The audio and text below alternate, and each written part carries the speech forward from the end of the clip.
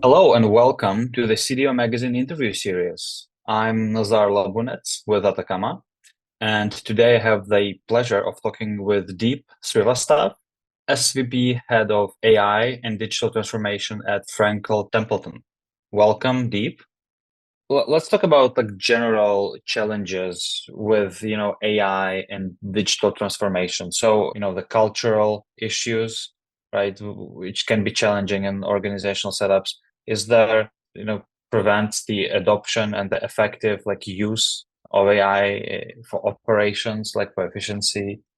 Apart from there's clearly the cultural part, there's the data part. Uh, some of it is, then a lot of it is on how do you really develop the products. That is where actually the job of the AI teams come into picture. um, there can always be a trap that the teams are trying to the technology teams do not know the business enough, and oftentimes the business teams do not know the technology enough, right? So those things kind of come.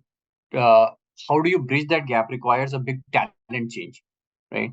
And talent becomes a huge player in this whole process, because you are really trying to create, as you're trying to break the silos, you need talent which can really cut across boundaries. So that's what we are working on. So talent management, getting the talent right, which in turn has an implication about a lot of our policies. How do we think about? So those areas also start to emerge. Interesting. Yeah, that's not something that I thought about. So bridging the gap between the technical teams and the business teams. So yeah, it seems kind of um, a known problem, really, right? Even in the data space, where you have like data subject matter experts, but then you have business subject matter experts, and you need to somehow connect these two to really drive value out of the data for the business. So it seems it's very similar with AI specifically. That's correct. And then you are trying to bring that across all the different teams. You need to make sure that even the operations team, all the corporate governance teams, all of them have that start of an understanding, because you're really trying to create that dialogue between them. So it really starts going into our talent management capabilities.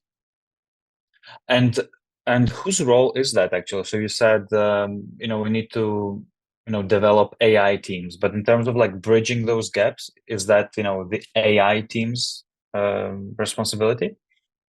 So core AI team, our job is not to just do everything on our side. A lot of it is that, one, you start shaping the strategies across the business lines and across client lines and so on, right? So that there it's almost twofold. You bring some of these propositions to the table. You bring what is possible.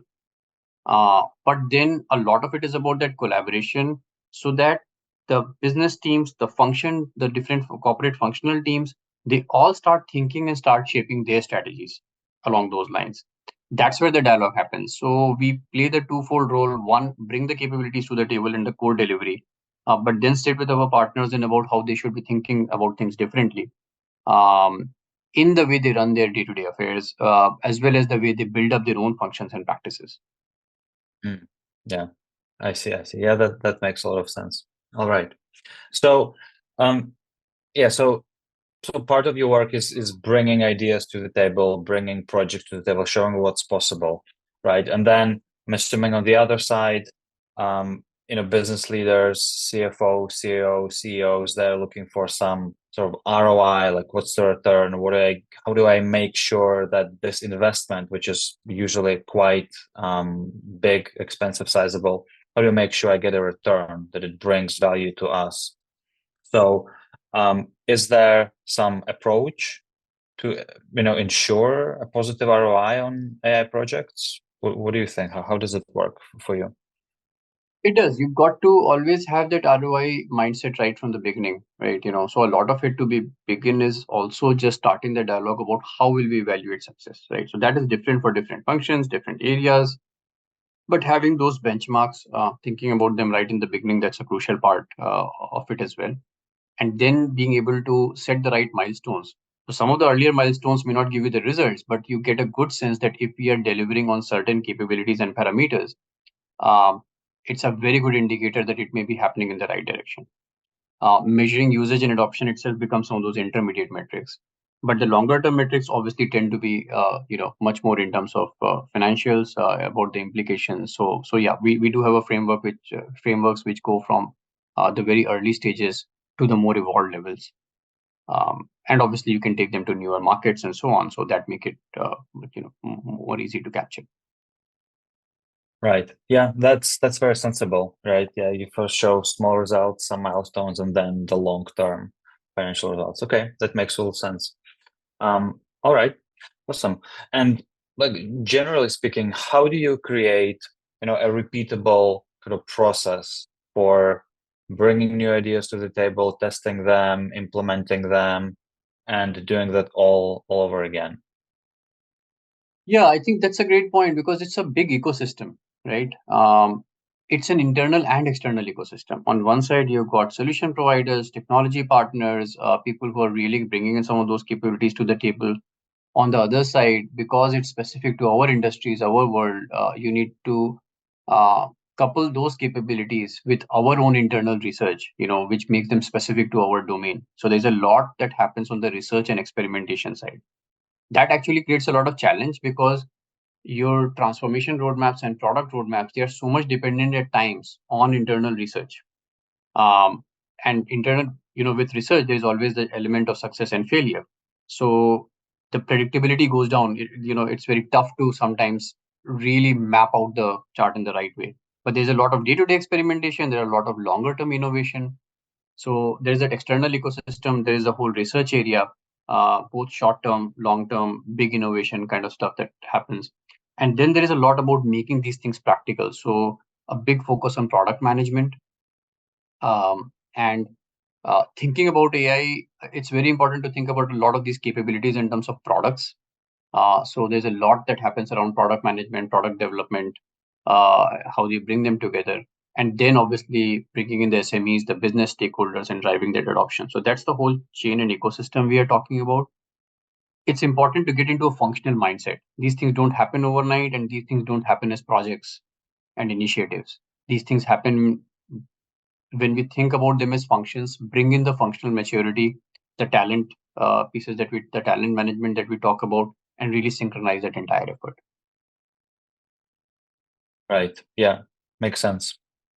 Okay, so now let's think that somebody is thinking about, starting using AI in their organizations. They have nothing. They just want to. They have the data.